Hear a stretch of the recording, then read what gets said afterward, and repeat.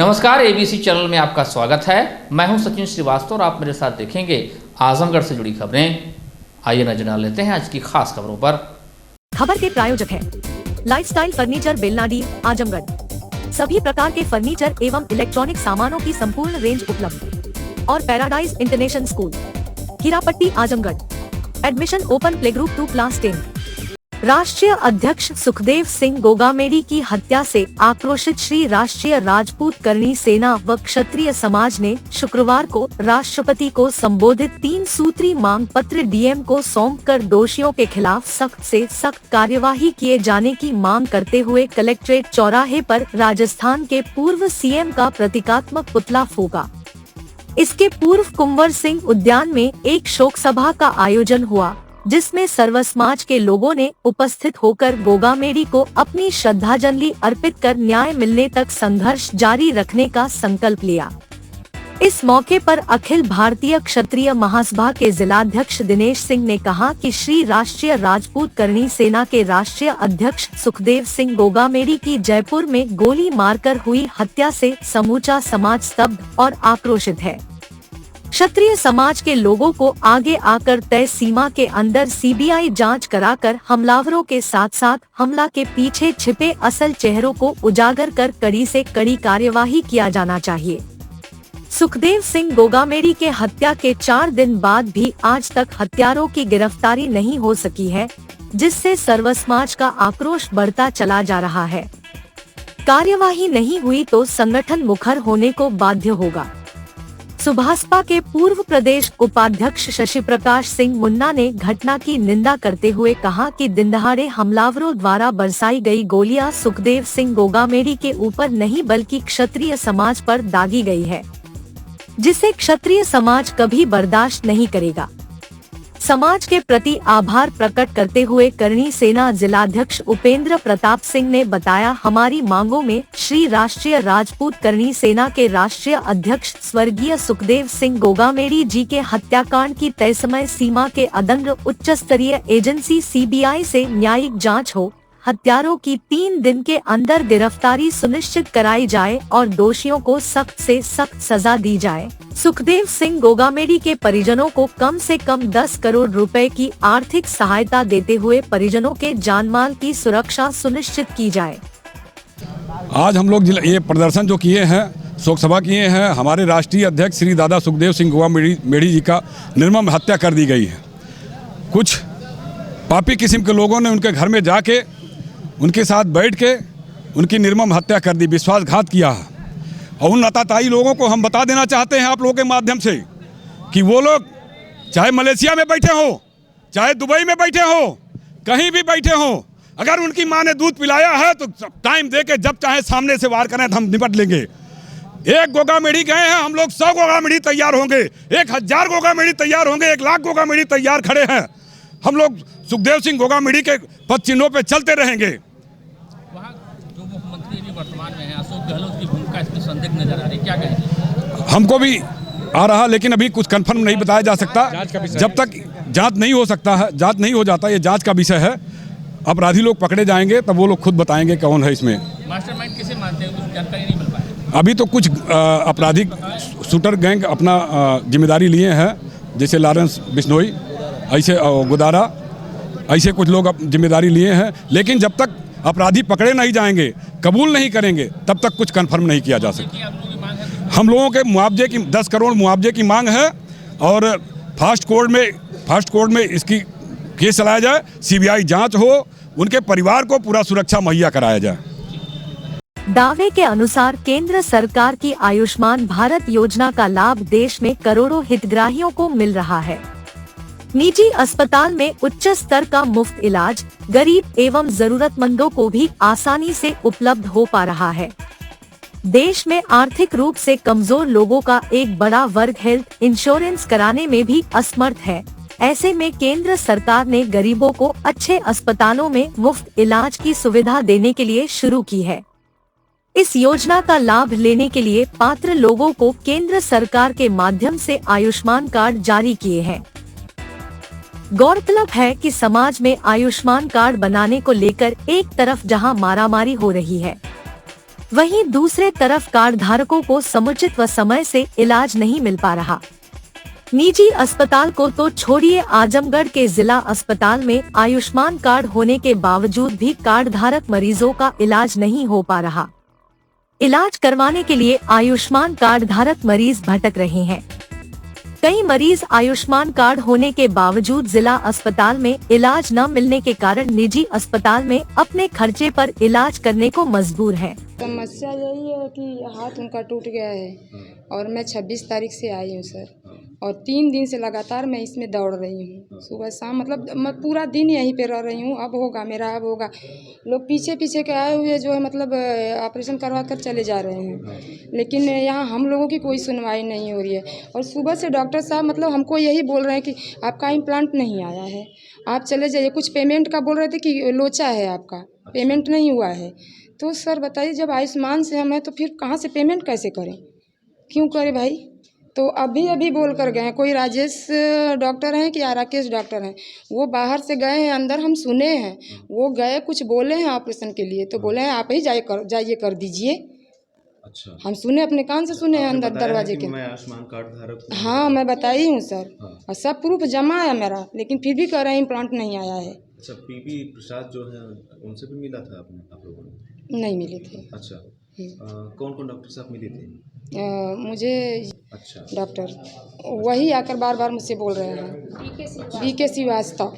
हाँ, बीके श्रीवास्तव वही बार बार आकर बोल रहे हैं इम्प्लांट नहीं आया है आपका, आप चले जाइए। अभी तो मुझे मरीजों के लिए है, बस आपके लिए नहीं है? बस हमारे लिए नहीं, अब हमारा नहीं हो रहा है तो हम यही न जानेंगे कि हमारे लिए नहीं हो रहा है। और मरीजों को अभी बोल रहे हैं कि आप ही का नहीं होगा, आपका इम्प्लांट आया ही नहीं है, जब तक नहीं आएगा हम नहीं करेंगे, बाहर जाओ, क्यों अंदर बैठी हो। अच्छा, इसकी शिकायत भी आप लोगों ने कहीं की है? हाँ, किए हैं। और ये आयुष्मान मतलब वहाँ मेन शाखा पे किए हैं, वहाँ ऑफिस में किए हैं, तो वहाँ भी किए हैं। और बाकी जो है मतलब क्या बताएं आप लोग तो। हाँ, सीएम के यहाँ भी किए हैं। अच्छा, क्या चाहती हैं, आपकी मांग क्या है? मांग हमारी है कि बस वही ऑपरेशन हो जाए सर। इलाज कराने के लिए क्या समस्या है आपकी? सर मेरी समस्या यही कि मैं बच्चे को दवा के लिए आ रही थी, फिसल गई, गिर गई, और फिर यहाँ पे आजमगढ़ आ रही थी दवा के लिए, बिंद प्रसाद के यहाँ दवा करती हूँ अपने बच्चे की, और घर की अकेली हूँ। और यहाँ पे मैं कई दिनों से आई, बोले कि आयुष्मान से जो है कि फ्री इलाज होता है, लेकिन यहाँ पे आने के बाद ये लोग जो है कि भर्ती तो कर लिए, 3 दिन से मैं दौड़ रही हूँ यहाँ पे, जो है कि कोई जो है कि मेरी सुनवाई नहीं कर रहा, बोल रहा है कि जो है कि यहाँ पे इम्प्लांट ही अभी आया नहीं है, और मैं जो है सुबह शाम आकर के लौट जा रही हूँ। कितने दिन से ये सिलसिला चल रहा है? ये तो मैं 26 तारीख से जो है कि आई हूँ, लेकिन 3 दिन से प्रतिदिन आती हूँ यहाँ पे। अच्छा, तो आयुष्मान कार्ड लेके आती हैं आप? Yes sir. कहाँ है आयुष्मान कार्ड? आयुष्मान कार्ड यहीं पे है, मेरे पास है सर। दिखाइए। अच्छा, आयुष्मान कार्ड क्या बता रहे हैं कि आयुष्मान कार्ड पे इलाज नहीं करेंगे? नहीं, बोलते हैं कि इलाज करेंगे, लेकिन जो है कि अभी इम्प्लांट नहीं आया है, आप बाहर निकलिए, जाइए बाहर जाइए। हाँ। तो क्या उस आयुष्मान के इलाज के लिए अलग से कोई सामान आती है? बोल रहे थे कुछ पेमेंट करो। हाँ, क्या बता रहे थे? पेमेंट करने के लिए अब या कुछ पैसा वैसा का कुछ होगा। आपसे क्या बताएं? हमसे वही कहे कि बाहर निकल जाओ, अभी आपका जो है कि वो नहीं आया है, इम्प्लांट नहीं आया है, इम्प्लांट वाले का जो है कि अभी नहीं कुछ पेमेंट, जब जिसकी पेमेंट हो रही है उसका तुरंत इलाज हो रहा है। वहीं जिला अस्पताल के प्रमुख चिकित्सा अधीक्षक डॉक्टर LJ यादव का कहना है कि पहले के बिल कुछ टेक्निकल प्रॉब्लम की वजह से पेंडिंग है, पेंडिंग होने की वजह से नए मरीज के लिए दिक्कत आ रही है। उन्होंने कहा कि आयुष्मान कार्ड धारकों की समस्या का समाधान 1 सप्ताह के अंदर करा देंगे। सर, आयुष्मान कार्ड से इलाज को लेकर के जिला अस्पताल में कई शिकायतें आई हैं, और अभी कल भी एक मामला आया है और 3-4 दिन पहले भी एक मामला आया था। सर, इसको किस तरीके से क्या समस्या आ रही है, ये जानना चाहेंगे सर। समस्या आयुष्मान की ये हो रही है कि पहले की बिलें कुछ टेक्निकल प्रॉब्लम की वजह से पेंडिंग है। उस पेंडिंग की वजह से ही नए जो इम्प्लांट देने वाले लोग हैं वो थोड़ा हिचक रहे हैं, और हमारी समस्या एक ये है। दूसरा, जो अभी कुछ समस्याएं आ रही कुछ मरीजों की, उनमें कॉम्प्लिकेटेड ऑपरेशन के नाते सूटेबल इम्प्लांट नहीं मिल पा रहा है। हालांकि इसके लिए हम नियमित रूप से प्रयासरत हैं, आयुष्मान में तो अवश्य ही कराएंगे, और इस पूरी समस्या को विदिन ए वीक हम पूरी समस्या को सॉल्व कर लेंगे। दूसरा ये है कि जो गरीब मरीज हैं और जिनके पास कोई नहीं रहता है, या जिनके लिए हमें कुछ इस तरह से होता है कि जो पेपर में हमें थोड़ा अनुभव जो है अच्छा नहीं लगता है, कि हमारी शिकायतें रहती हैं या तो जनप्रतिनिधियों से रहती हैं या तो पेपर की मीडिया से रहती है। इस कारण हम ये चाहते हैं कि गरीब मरीज जिनका कोई नहीं है और जो मरीज हैं कि उनको हम फ्री का भी इम्प्लांट शासन को लिख चुके हैं कि हमको कुछ इम्प्लांट फ्री दिया जाए या तो उसके लिए बजट एलोकेट किया जाए, ताकि हम उन गरीब मरीजों को भी दे सकें। और आयुष्मान के लिए तो हम बिल्कुल पक्के हो चुके हैं कि हमें एक सप्ताह या 4-5 दिन के अंदर फाइनल हमको कर लेना है, जो भी पेंडिंग बिलें हैं उसको भी, और जो टेक्निकल प्रॉब्लम उसके लिए बजट मंगा के हम जल्दी से जल्दी इस चीज़ को पूरा कर लेंगे। तो सर एक चीज़ प्राथमिकता में ये चीज़ें कैसे आएंगी हॉस्पिटल में, उसको आप मॉनिटर किस तरीके से? मॉनिटर हमारा आयुष्मान मित्र है और रेगुलर जो है 4-5 मुहरें हमने रेड कलर की बनवा रखी है कि पहले ही मरीज एडमिट होता है इमरजेंसी में, तुरंत वो मुहर मारी जाए कि ये मरीज आयुष्मान का है। और उसके लिए हमारे ऑपरेशन के 8 बेड एलोकेटेड हैं और बगल में एक्स्ट्रा वार्ड में जो हमारे बेड्स हैं उनको भी हम जल्दी ही कर लेंगे कि यदि एक्स्ट्रा हमारे मरीज बढ़ते हैं तो उन मरीजों का ऑपरेशन भी हम आयुष्मान के तहत ही उनको अलग के वार्ड में और बेडें हम बढ़ा के उसको पूरा करेंगे। सर डॉक्टर बीके श्रीवास्तव हैं, सर्जन भी हैं, उनके ऊपर शिकायतें हैं कि ये खास तौर से इन्होंने इस तरीके से किया कि पेशेंट को ना आपने अधिकारियों को सूचित किया या वो पेशेंट परेशान होकर लगातार हफ्ते तक दौड़ते रहे फिर वापस चले गए। कम से कम इस चीज़ का कोई प्रॉपर सोल्यूशन निकालना चाहिए था। अगर आपके पास इलाज नहीं था तो प्राइवेट हॉस्पिटल में भी भेजा जा सकता था, उनको प्रीफर किया जा सकता था, फीडबैक दिया जा सकता था। वो मरीज का ऑपरेशन जो था वो थोड़ा कॉम्प्लिकेटेड था और ये एल्बो ज्वाइंट की हड्डी जो है 3 टुकड़े में हो गई थी, इस कारण वो प्लेट लगाना और सूटेबल प्लेट नहीं मिल पा रही थी, इसीलिए डिले हुआ। और डिले होने पे मरीज यहाँ पर नाराज़ हो जाता है। उसकी ज़रूरत भी है, सही भी बात है, क्योंकि वो यही चाहता है कि जो मैं आऊँ तुरंत मेरा और जगह की तरह से काम हो जाए। लेकिन यहाँ पर हमें आयुष्मान में पहले हमें उसका जो है पूरा एंट्री करना रहता है, ऑपरेशन का पूरा रोड मैप बनाना पड़ता है, उसे हमें अपडेट करके भेजना रहता है। उसके बाद उसको हम फिर प्रोसेस में ला के इम्प्लांट मांगा के फिर उससे करते हैं। और कुछ खून पेशाब की जांचें हैं या तो कुछ कॉम्प्लिकेशन है बीमारियों का, कॉम्प्लिकेटेड बीमारियां उनके साथ जुड़ी हुई हैं, कॉम्प्लिकेशन है या दूसरी और भी बीमारियां साथ में हैं, तो उसको मैनेज करने के बाद ही हम आगे बढ़ पाते हैं। इसलिए कभी कभी समय लग जाता है। इसके लिए हम जल्दी से जल्दी और भी सुदृढ़ अच्छी व्यवस्था करने की कोशिश करेंगे। आजमगढ़ के गंभीरपुर थाना क्षेत्र में आज सुबह करीब 7 बजे पुलिस बदमाशों के बीच हुई मुठभेड़ में एक बदमाश को गोली लग गई। बताया जा रहा है कि इस दौरान एक बदमाश भागने में सफल हो गया। घायल बदमाश गो तस्करी के मामले में वांछित है। इलाज के लिए उसे अस्पताल में भर्ती करवाया गया है। घायल बदमाश के पास से तमंचा व कारतूस बरामद किया गया है। आज 8 दिसंबर को थानाध्यक्ष गंभीरपुर विनय कुमार सिंह को मुखबिर से गोवध मामले में वांछित बदमाशों के बारे में सूचना मिली। सूचना पर अपनी टीम के साथ मौके पर पहुंचे थानाध्यक्ष से गोवध व तस्करी मामले में वांछित अभियुक्तों के बीच मार्टिनगंज रोड पर धरनीपुर विश्या मोड़ के पास मुठभेड़ हो गई, जिसमें एक अभियुक्त पप्पू यादव पुत्र वंशराज यादव निवासी नगरैया जहानपुर थाना गंभीरपुर जनपद आजमगढ़ के पैर में गोली लगने से घायल हो गया, जिसको उपचार हेतु सदर अस्पताल भेजा गया, तथा एक अभियुक्त कैश पुत्र नन्हे निवासी मोहम्मदपुर भिटिया गंभीरपुर आजमगढ़ मौके से भागने में सफल रहा, जो थाना स्थानीय का हिस्ट्री शीटर भी है, जिसके ऊपर जनपद आजमगढ़ के विभिन्न थानों में मुकदमे पंजीकृत है, जिसकी गिरफ्तारी हेतु पुलिस टीम रवाना किया गया। थाना गंभीरपुर में धनीपुर गांव के पास पुलिस व गौ तस्करों के बीच में मुठभेड़ हुई है, जिसमें पप्पू यादव जो मोहम्मदपुर थाना गंभीरपुर का रहने वाला है, इसके दाहिने पैर में गोली लगी है। यह बदमाश कैफ नामक हिस्ट्री शीटर के साथ गौकशी का कार्य करता था व कैफ के ऊपर 1 दर्जन के लगभग मुकदमे हैं। यह अपराधी 403/23 पशु क्रूरता के मुकदमे में वांछित चल रहा था। मौके से कैफ भागने में सफल रहा है। शीघ्र ही सभी अभियुक्तों की गिरफ्तारी कर इनके विरुद्ध कठोर दंडात्मक कार्रवाई की जाएगी। जिला सहकारी बैंक के डायरेक्टर पद के चुनाव में नामांकन खारिज होने पर देवनाथ यादव ने चुनाव अधिकारी के कार्यालय में पहुंचकर उनके साथ गाली गलौज की। इस मामले में चुनाव अधिकारी रहे जिला गन्ना अधिकारी अशरफी लाल ने देवनाथ को नामजद करते हुए 2 अज्ञात के खिलाफ मुकदमा दर्ज कराया है।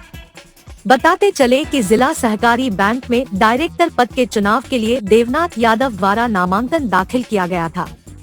जांच में पाया गया कि इनके द्वारा फर्जी और कूटरचित तरीके से अपने नाम को मतदाता सूची में दर्ज कराकर यह नामांकन किया गया है, जिसके कारण चुनाव अधिकारी रहे जिला गन्ना अधिकारी अशरफी लाल ने उनके नामांकन को खारिज कर दिया। जिला गन्ना अधिकारी अशरफी लाल ने बताया कि 6 दिसंबर को जब वह अपने कार्यालय में बैठकर जरूरी कार्यों को कर रहे थे, तभी देवनाथ यादव अपने 2 साथियों के साथ कार्यालय में पहुंचे।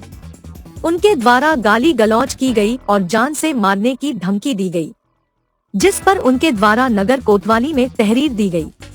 उनकी तहरीर पर पुलिस ने देवनाथ यादव को नामजद करते हुए उनके 2 साथियों पर अज्ञात में मुकदमा दर्ज किया है। मुकदमा दर्ज कर पुलिस आवश्यक कार्रवाई में जुटी है। इस मामले में एसपी सिटी शैलेंद्र लाल ने बताया कि गन्ना अधिकारी को निर्वाचन अधिकारी नियुक्त किया गया था। डायरेक्टर पद के लिए नामांकन करने वाले देवनाथ यादव ने कूट रचित दस्तावेज तैयार कराया गया था। निर्वाचन अधिकारी द्वारा परीक्षण करने के उपरांत डॉक्यूमेंट गलत पाया गया। इसके बाद देवनाथ यादव का नामांकन रद्द कर दिया गया। नामांकन रद्द होने के उपरांत देवनाथ यादव ने निर्वाचन अधिकारी से अभद्रता की, जिस कारण से उनके विरुद्ध शहर कोतवाली में धारा 419, 420, 504, 506, 353 व SC/ST एक्ट के तहत मुकदमा दर्ज किया गया है। गन्ना अधिकारी महोदय निर्वाचन अधिकारी नियुक्त किए गए थे सहकारी बैंक के संचालक पद के नामांकन हेतु। इसमें देवनाथ यादव द्वारा गलत दस्तावेजों के आधार पर अपना नाम नामांकन सूची में डलवाया गया था। जो इनके द्वारा परीक्षण किया गया डॉक्यूमेंट्स का, उसमें इनके जो डॉक्यूमेंट्स थे गलत पाए गए, तो इनका नामांकन रद्द कर दिया गया। रद्द होने के उपरांत इन्होंने गन्ना अधिकारी महोदय से वहाँ बदतमीजी करी, गाली गलौज किया, जिसके कारण इनके विरुद्ध मुकदमा अपराध संख्या 688/23 धारा 419, 420, 504, 506, 353 व SC/ST एक्ट का कायम किया गया है। शीघ्र ही नियमानुसार इनके विरुद्ध दंडात्मक कार्रवाई की जाएगी। अतरौलिया थाना क्षेत्र के गोरथानी मिश्रौलिया गांव के सिवान में शुक्रवार की सुबह शीशम के पेड़ पर एक 17 वर्षीय युवक का लटकता शव देखकर हड़कंप मच गया। स्थानीय लोगों द्वारा मृतक के परिजनों को इसकी जानकारी दी गई। तत्पश्चात अतरौलिया थाने की पुलिस को भी लोगों ने जानकारी दी। प्राप्त जानकारी के अनुसार गोरथानी मिश्रौलिया गांव निवासी अमन उर्फ गुड्डू पुत्र मिट्ठू उम्र लगभग 17 वर्ष ने बीती रात अज्ञात कारणों से गांव के सिवान में साड़ी के फंदे के सहारे शीशम के पेड़ में लटककर अपनी जान दे दी और परिजनों को इसकी भनक तक नहीं लगी। सुबह सूचना मिलते ही परिजन पहुंचे और पेड़ से लटकते शव को नीचे उतार कर घर ले आए और पुलिस को सूचना दी। परिजनों के अनुसार मृतक युवक पूरे दिन इधर उधर भटकता रहता था। पिछले 2 माह से आर्थिक तंगी के कारण मानसिक रूप से विक्षिप्त सा हो गया था। घर पर कम रहने के कारण परिजनों को भी उसकी बहुत चिंता नहीं रहती थी। मृतक किराए पर ऑटो चलाने का भी कार्य करता था, जिसकी वजह से वह कहीं भी सो जाता था। मृतक के पिता मिट्ठू अत्यंत ही गरीब है और खेती किसानी कर परिवार का जीविकोपार्जन करते आए हैं। वहीं माता शांति देवी का रो रो कर बुरा हाल हो गया है। मृतक 2 बहनों व 3 भाइयों में सबसे छोटा था। मृतक अमन शिक्षित भी नहीं था। कक्षा 5 तक पढ़ने के बाद उसने पढ़ाई छोड़ दो थी और पूरे दिन इधर उधर घूमता रहता था। पुलिस मौके पर पहुंचकर शव को अपने कब्जे में लेते हुए पंचनामा बनवाकर परिजनों की तहरीर पर पोस्टमार्टम के लिए भेज दिया। स्थानीय सुखदेव पहलवान स्पोर्ट्स स्टेडियम में खेले जा रहे अंडर 16 जिला स्तरीय क्रिकेट पैराडाइज कप में शुक्रवार को दोनों सेमीफाइनल खेला गया, जिसमें पहले सेमीफाइनल मैच में सर्वोदय किक्स ने महादेवी मार्बलस को हराकर फाइनल में प्रवेश किया। दूसरे सेमीफाइनल में पैराडाइज पैंथर्स ने विद्यांतर वॉरियर्स को हराकर फाइनल में प्रवेश किया। आज का पहला मैच सर्वोदय और महादेवी के बीच खेला गया, जिसमें सर्वोदय ने टॉस जीतकर पहले क्षेत्र रक्षण का फैसला किया। पहले बल्लेबाजी करते हुए महादेवी ने 120 रन बनाए। महादेवी की तरफ से बल्लेबाजी में वैभव नाबाद 48 रन, शिवम 20 रन, अभिनंदन में 19 रन का योगदान दिया। सर्वोदय की तरफ से गेंदबाजी में उदय ने 33 रन देकर 2 विकेट प्राप्त किए। सर्वोदय ने इस लक्ष्य को 7 विकेट से जीत लिया। सर्वोदय की तरफ से बल्लेबाजी में अनुराग ने 61 रन व शौर्य ने 33 रन का योगदान दिया। दीप, अहमद और आदित्य से 2-2 विकेट प्राप्त किया। आज का दूसरा मैच पैराडाइज व विद्यांतर के बीच खेला गया, जिसमें पैराडाइज ने विद्यांतर को 4 विकेट से हराकर फाइनल में प्रवेश किया। पैराडाइज ने टॉस जीतकर पहले क्षेत्ररक्षण का फैसला किया और विद्यांतर से 15 निर्धारित ओवरों में 78 रनों का लक्ष्य दिया। विद्यांतर की तरफ से बल्लेबाजी में शुभम 19 रन के अलावा कोई भी बल्लेबाज दहाई का आंकड़ा पार नहीं कर सका। पैराडाइज की तरफ से गेंदबाजी में शुभम ने 7 रन देकर 3 विकेट, राजू ने 13 रन देकर 3 विकेट व वसिक और अंकित ने 1 विकेट प्राप्त किया। पैराडाइज की तरफ से बल्लेबाजी में अबुकैफ 35 रन, अनिल 17 रन, अंकित ने 11 रनों का योगदान दिया। विद्यांतर की तरफ से गेंदबाजी में अमित ने 10 रन देकर 2 विकेट, देव ने 19 रन देकर 2 विकेट व अंकित और आरुष ने 1 विकेट प्राप्त किया। शनिवार को पैराडाइज पैंथर्स व सर्वोदय किक्स के बीच 10 बजे प्रातः फाइनल मैच खेला जाएगा।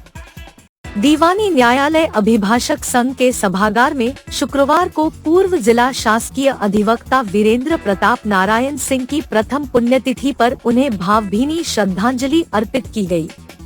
इस अवसर पर अधिवक्ताओं ने वीरेंद्र प्रताप नारायण सिंह के चित्र पर माल्यार्पण कर पुष्प अर्पित किया। अधिवक्ताओं ने पूर्व डीजीसी वीरेंद्र प्रताप नारायण सिंह को विधि व्यवसाय के प्रति समर्पित अधिवक्ता बताया।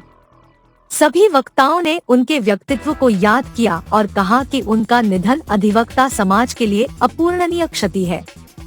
इस कार्यक्रम की अध्यक्षता संघ के अध्यक्ष प्रभाकर सिंह ने तथा संचालन मंत्री जयप्रकाश यादव एडवोकेट ने किया। तत्पश्चात बार एसोसिएशन के संरक्षक शिवगोविंद यादव, अध्यक्ष प्रभाकर सिंह, PN सिंह, कृष्ण मुरारी सिंह, पूर्व मंत्री प्रमोद कुमार सिंह व अनिल कुमार सिंह ने दीवानी न्यायालय परिसर में वीरेंद्र प्रताप नारायण सिंह की स्मृति में पौधारोपण भी किया। इस अवसर पर स्वर्गीय वीरेंद्र प्रताप नारायण सिंह के पुत्र रवि प्रताप सिंह, पूर्व अध्यक्ष सूबेदार यादव, अरुणेंद्र कुमार सिंह, ब्रिजेश कुमार सिंह, राकेश कुमार सिंह, राजेंद्र प्रसाद सिंह आदि बहुत से अधिवक्ता मौजूद रहे। Paradise International School, Hirapatti, Azamgarh. Admission open. Play group to class 10. CBSE pattern English medium school. In-house developed digital learning platform. True digital smart school. Well qualified teaching staff. Well designed composite science lab. Fully equipped computer lab. Fully furnished library. Edge per CBSE standards. Outdoor and indoor play facility for overall development. Our branch Kids Paradise Fun of Learning Playgroup section of Paradise International School to 100+ design activity kits and play zone for Kids Paradise Playgroup section. Lifestyle furniture, Belnadi, Azamgarh. सभी प्रकार के furniture एवं electronic सामानों की भरपूर range उपलब्ध।